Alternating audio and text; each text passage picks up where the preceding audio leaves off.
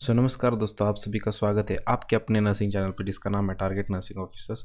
ये वीडियो में हम जो प्रीवियस ईयर्स के जो मोस्ट रिपीटेड क्वेश्चंस है वो इस मास्टर क्लास में हम डिस्कस करने वाले हैं।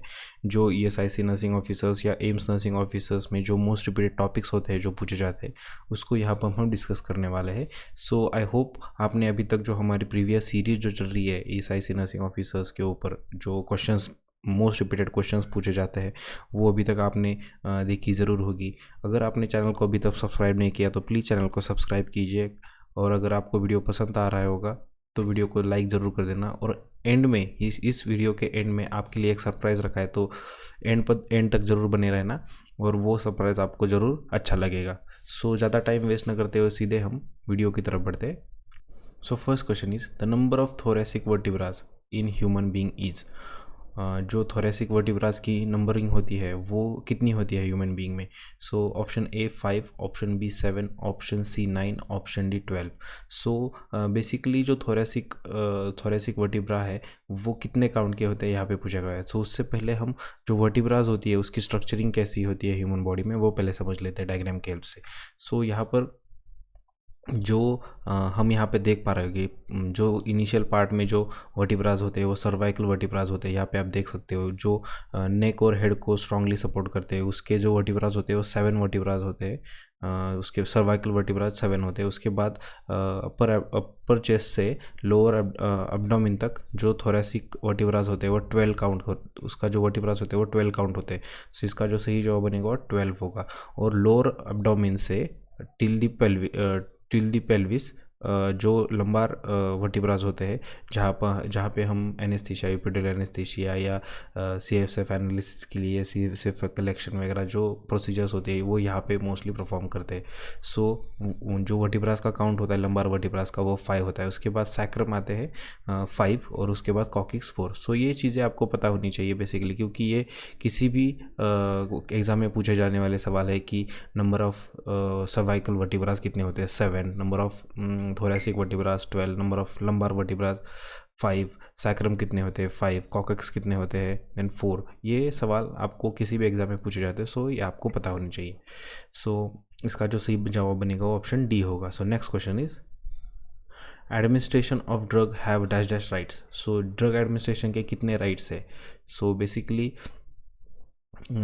इसके जो राइट्स ऑप्शन यहाँ पे दिए गए वो 10 rights, 6 right, 5 rights and 3 rights. आपको क्या लगता है कितने राइट्स हो गए। 3 तो नहीं है, 6 भी नहीं है, 5 हो गए या 10 होंगे। आपको क्या लगता है कमेंट बॉक्स में ज़रूर बता देना कितने राइट्स हो गए। जल्दी जल्दी कमेंट बॉक्स में बता दीजिए कितने होंगे। और अभी तक आपने अगर वीडियो को लाइक नहीं किया तो वीडियो को लाइक ज़रूर कर देना। एडमिनिस्ट्रेशन ऑफ ड्रग राइट्स कितने होते हैं इससे पहले हम यहाँ पर डायग्राम में देख लेते हैं कि कौन कौन से ड्रग्स राइट है। फर्स्ट जो राइट है वो राइट ऑफ ड्रग है, मतलब confirming and verifying the order. जो डॉक्टर से ऑर्डर प्रिस्क्राइब होता है वो उसको कंफर्म करेंगे। Then right of the patient means patient को कंफर्म करेंगे, जिस पेशेंट के नाम से वो प्रिस्क्रिप्शन लिखा गया है उसी पेशेंट को हम ये दे रहे हैं, या हम डिफरेंट पर्सन से भी वेरीफाई कर सकते हैं। देन राइट ऑफ डोज, मतलब करेक्ट डोज दे रहे हैं या नहीं। देन राइट ऑफ रूट, कौन से रूट से प्रिस्क्राइब करा गया डोज है और हम वो पेशेंट को उसी रूट से ऑर्डर के हिसाब से दे रहे हैं या नहीं।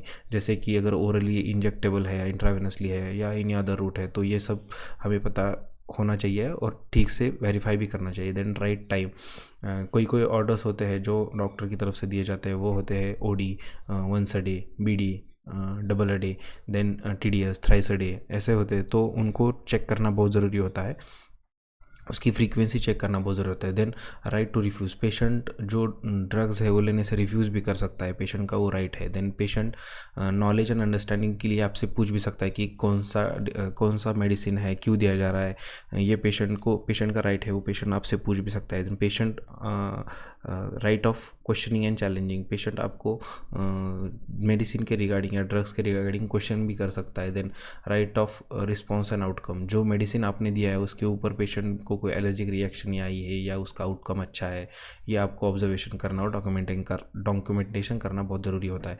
Then right of advice, patient को बिफोर प्रोवाइडिंग द मेडिसिन, आपको पेशेंट को ये मेडिसिन क्यों दिया जा रहा है, उसका यूज़ क्या होने वाला है, ये आपको पेशेंट को बताना चाहिए। सो ये पेशेंट के जो 10 राइट्स है वो सेफ मेडिकेशन एडमिनिस्ट्रेशन के लिए। सो पेशेंट का यहाँ पर जो सवाल पूछा गया है, administration of the drug have dash dash rights, so यहाँ पर इसका सही जवाब बनेगा 10 rights, option A 10। So next question is rule of 9 use for. So rule of 9 जो होता है वो कब यूज़ किया जाता है? ऑप्शन ए बर्न पेशेंट के लिए, option B patient having pain, option C patient having fear, option D patient having injury. So जो रूल ऑफ 9 हो कौन सी कंडीशन में यूज़ किया जाता है? इंजरी के कंडीशन में यूज़ नहीं किया जाता, फीवर की कंडीशन में यूज़ नहीं किया जाता। सो पेशेंट हैविंग पेन अगर होगा तो कौन सी असेसमेंट मेथड यूज़ की जाएगी? सो उसमें पेन स्केल मेथड असेसमेंट के लिए यूज़ की जाती है, जैसे कि पेशेंट को नंबरिंग दी जाती है कि amount of pain 10 out of बताइए कितना हो रहा है, ये ऐसी चीज़ें पेन स्केल में असेसमेंट के लिए यूज़ की जाती है। बर्न्स के लिए रूल ऑफ 9 यूज़ किया जाता है। रूल ऑफ 9 बेसिकली होता क्या है ये पहले समझ लेते हैं। सो जब भी बर्न का पेशेंट आपके यहाँ एडमिट होता है तब आपको जो बर्न का एरिया है वो कैलकुलेट करने के लिए यहाँ पर उन्होंने ये रूल ऑफ 9 इनोवेट किया था। सो यहाँ पर अगर सपोज़ आपका राइट लेग आपका बर्न हुआ होगा तो आपका टोटल बॉडी परसेंटेज जो बर्न में काउंट किया जाएगा सिर्फ 18 किया जाएगा। बट अगर सपोज़ आपका हेड इन्वॉल्व है या पोस्टीरियर हेड इन्वॉल्व है, चेस्ट इन्वॉल्व है और राइट लेग इन्वॉल्व है, तो चेस्ट का जो पर्सन है 18%, राइट लेग का परसेंटेज 18% एंड हेड का जो परसेंटेज है वो 9। सो इसका टोटल कैलकुलेशन करके जो भी परसेंटेज आएगा वो कंसिडर किया जाएगा एज अ आपका बॉडी बर्न परसेंटेज यहाँ पर काउंट किया जाएगा। सो यहाँ पर हेड के लिए फ्रंट एंड बैक हेड जो है वो 9% है। एक्चुअली फ्रंट साइड को 4.5 और पीछे के लिए 4.5 होता है, बट यहाँ पर डायग्राम में 9 दिया गया है। देन बैक साइड जो होता है उसको 18% दिया गया है, चेस्ट के लिए 18%, राइट आर्म के लिए 9, लेफ्ट आर्म के लिए 9।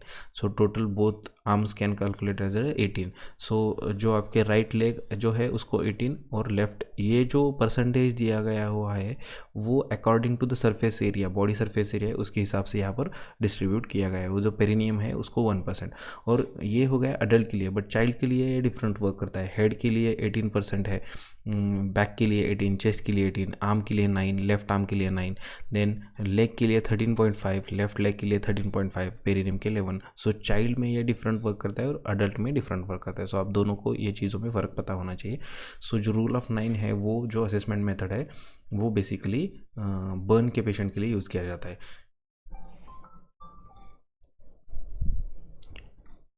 सो next question is which of the following vaccine is used for passive immunization. So passive immunization के लिए इनमें से कौन सा वैक्सीन यूज़ किया जाता है? Option A MMR, option B BCG, option C DPT, option D DTIG। So option A MMR measles mumps rubella जो होता है वो पैसिव में यूज़ नहीं किया जाता। देन BCG होता है जो वो भी पैसिव इम्यूनाइजेशन के लिए यूज़ नहीं किया जाता। DPT भी यूज़ नहीं किया जाता। जो HTIG होता है वो मोस्टली यहाँ पर पैसिव इम्यूनाइजेशन के लिए यूज़ किया जाता है। So collection of fluid in the abdominal cavity is known as, collection of fluid, जो फ्लूइड कलेक्ट होता है एब्डोमिनल कैविटी में उसे क्या कहा जाता है? Then pleural effusion, second is ascites, option C edema, option D none of this. So जो एब्डोमिनल कैविटी होती है उसमें अगर फ्लूइड कलेक्शन होता है तो उसको क्या कहते हैं? सो उससे असाइटिस कहा जाता है, accumulation of the fluid in abdominal cavity. So abdominal ये जो एब्डोमिन एरिया है आपका, जो हॉलो एब्डोमिन एरिया होता है वहाँ पर अगर फ्लूइड कलेक्शन स्टार्ट हो ड्यू टू सम इन्फेक्शन, अगर वहाँ पे फ्लूइड एक्यूमुलेशन स्टार्ट हो जाता है तो वो कंडीशन में असाइटिस कहते हैं। असाइटिस करेक्शन के लिए हम टैपिंग मेथड को यूज़ करते हैं जिससे फ्लूइड रिमूव किया जाता है और एंटीबायोटिक से पेशेंट को ट्रीट किया जाता है। जो प्यूरल इफ्यूजन होता है वो हम जब थोरेसिक कैविटी में अगर फ्लूइड एक्यूमुलेशन होना स्टार्ट हो जाए तो हम उसे प्यूरल इफ्यूजन कहते हैं, जो कि थोरेकोसिंथेसिस से हम वो बाहर निकालते हैं। सो ये दोनों में का डिफरेंस आपको पता होना चाहिए। अगर एब्डोमिन और थोरेसिक को जो एब्डोमिन और थोरेसिक में दोनों अलग अलग तरह से फ्लूइड रिमूवल की प्रोसेसेस होती है, सो आपको वो पता होनी चाहिए। सो आपसे मेरा एक अनुरोध है, आप में से बहुत से ऐसे लोग हैं जो वीडियोस देख रहे हैं, कंटिन्यूसली वीडियो देख रहे हैं, बट चैनल को सब्सक्राइब नहीं कर रहे। मेरा आपसे अनुरोध रहेगा कि प्लीज़ अगर आपको वीडियोस अच्छी लग रही है, आपको उससे कुछ नॉलेज गेन हो रहा है, तो वीडियो को सब्सक्राइब ज़रूर कर देना, क्योंकि आपके लिए वो सब्सक्राइब का बटन फ्री है, बट हमारे लिए वो एक मोटिवेशन की तरह काम करता है। हमारे लिए आप अगर सब्सक्राइब करो तो हमें एक रिस्पॉन्सिबिलिटी आएगी कि हमें आपको अच्छा कंटेंट डिलीवर करना है। सो मेरी आपसे रिक्वेस्ट रहेगी कि प्लीज़ चैनल को सब्सक्राइब कर देना, वीडियो को लाइक कर देना और आपके दोस्तों के साथ वीडियो ज़रूर शेयर करना। सो next question is sine of shock is included in. So sine shock जो होता है उसमें कौन से साइन मोस्टली इंक्लूडेड होते हैं? Hypertension and tachycardia, hypotension and tachycardia, hypotension and bradycardia, hypotension and tachycardia, hypotension and bradycardia, hypertension and bradycardia. So shock जो होता है उसमें हाइपोटेंशन होता है, मतलब पेशेंट का जो बीपी है वो डाउन होता है। सो यहाँ पर जो होगा वो ऑप्शन ए और ऑप्शन डी तो नहीं होगा, इसका जवाब ऑप्शन बी या ऑप्शन सी से होगा। सो अब हाइपोटेंशन अगर होगा तो पेशेंट ब्रेडिकार्डिया में जाने के चांसेस बहुत ज़्यादा होते हैं, तो इसका जो सही जवाब बनेगा वो option B, hypotension and bradycardia होगा। Cortex and medulla are present in. The cortex and medulla कहाँ पे सिचुएटेड होते हैं? सो ये जो एनाटॉमी के रिलेटेड क्वेश्चन है। सो ये जो सवाल होते हैं जो कि एनाटॉमी के रिलेटेड होते हैं, इसके जवाब जानने के लिए या इसके जवाब पता होने से पहले आपको एनाटॉमी बहुत अच्छे से पता होनी चाहिए। सो यहाँ पर जो ऑप्शन दिए गए हुए वो है kidney, skin, stomach and mucosa. So आपको क्या लगता है कॉर्टेक्स एंड मेडुला कहाँ पर प्रेजेंट हो सकते हैं? म्यूकोजा में तो प्रेजेंट नहीं होते, स्टमक में भी प्रेजेंट नहीं होते, सो स्किन में भी प्रेजेंट नहीं होते, जो प्रेजेंट होते हैं वो किडनी में होते हैं। किडनी की एनाटॉमी हम यहाँ पे देख लेते हैं, यह है किडनी की एनाटॉमी। सो यहाँ पर हमें पूछा गया कॉर्टेक्स एंड मेडुला कहाँ पे था। ये जो लाइनिंग जो कवरिंग होती है किडनी की, इससे कॉर्टेक्स कहा जाता है, रीनल कॉर्टेक्स। और जो रीनल मेडुला जो होता है वो यहाँ पर सिचुएटेड होता है। ये जो पार्ट यहाँ पर दिखाया गया है ये है रीनल मेडुला। सो आपको किसी भी ऑर्गन के रिलेटेड अगर कोई एनाटॉमिकल क्वेश्चन आए तो उसकी एनाटॉमी आपको सुपरफिशियली तो आपको पता होनी चाहिए, क्योंकि बहुत ज़्यादा डीप नहीं पूछी जाती, बट सुपरफिशियली तो पूछी जाती है, जिसमें आपको मेजर जो पार्ट होते हैं वो ऑर्गन के वो आपको पता होनी चाहिए। सो ये यहाँ पर पूछा गया सवाल है मेडुला और कॉर्टेक्स का कहाँ पे सिचुएट होता है? वो किडनी में सिचुएटेड होता है। So next question is best method to prevent the spread of infection is. So best method कौन सी होगी स्प्रेड ऑफ इन्फेक्शन प्रिवेंट करने के लिए? So frequent hand wash, use antibiotics, isolation of patient and burning. So जो nurse है वो best method कौन सी है प्रिवेंट करने के लिए? वो तो बर्निंग तो नहीं होगी। आइसोलेशन ऑफ पेशेंट, अगर पेशेंट को आइसोलेट करना पड़ रहा है मतलब उसकी ऐसी कंडीशन है कि वो आइसोलेशन में रखा जाना चाहिए। यूज़ ऑफ एंटीबायोटिक, वो तो इन्फेक्शन कम करने के लिए यूज़ किया जाता है। सो इसका जो सही जवाब बनेगा वो होगा फ्रीक्वेंट हैंड वॉश। जब पेशेंट अगर स्टाफ नर्स साइमल्टेनियसली बहुत से पेशेंट को केयर करती है, तब केयर करने के सपोज इन्फेक्टेड पेशेंट को केयर करने के बाद अगर स्टाफ नर्स ने या नर्सिंग ऑफिसर ने अगर हैंड वॉश कर लिया तो वो जो इन्फेक्शन है वो अगले पेशेंट या अगले कॉन्टेक्टेड पर्सन को ट्रांसफ़र नहीं हो पाएगा। तो mostly the frequent hand wash is the best method to prevent further infections. So next question is inflammation of kidney is known as. So यहाँ पर डबल सवाल पूछा गया किडनी के रिलेटेड। सो इन्फ्लामेशन मतलब वहाँ पे स्वेलिंग है किडनी पर, सो वो कंडीशन पर क्या कहते हैं? Otitis media, nephritis, meningitis and glossitis.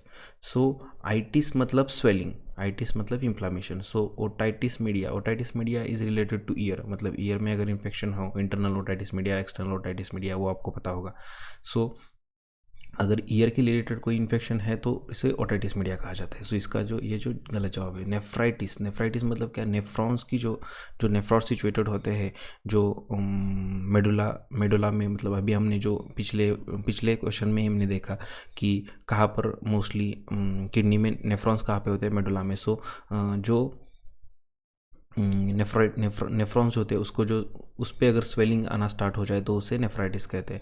So mostly ये जो इन्फ्लामेशन ऑफ किडनी है उसे नेफ्राइटिस कहा जाता है। Meningitis is related to head और ब्रेन, और ग्लोसाइटिस मीन्स आपकी जो टंग है उसकी स्वेलिंग होनी चाहिए स्टार्ट होते हैं, उसे ग्लोसाइटिस कहते हैं। सो इसका जो सही जवाब होगा वो होगा nephritis. Next question is the world self care deficit used in. So आप सभी ने अभी कभी ना कभी आपके नर्सिंग करियर में नर्सिंग केयर प्लान तो ज़रूर लिखा होगा, जिसमें आपको नर्सिंग डायग्नोसिस लिखना पड़ता है। सो यहाँ पर ऐसे बहुत सी कंडीशंस होती है या नर्सिंग डायग्नोसिस होती है जहाँ पे हम self care deficit word use करते हैं। सो यहाँ पर ऑप्शंस दिए गए, option A nursing diagnosis, option B implementation, option C assessment, option D evaluation. So जो नर्सिंग डायग्नोसिस होता है उसमें कि जो फर्स्टली हम subjective data objective data collect करते हैं, उसके अकॉर्डिंग हम नर्सिंग डायग्नोसिस क्रिएट करते हैं।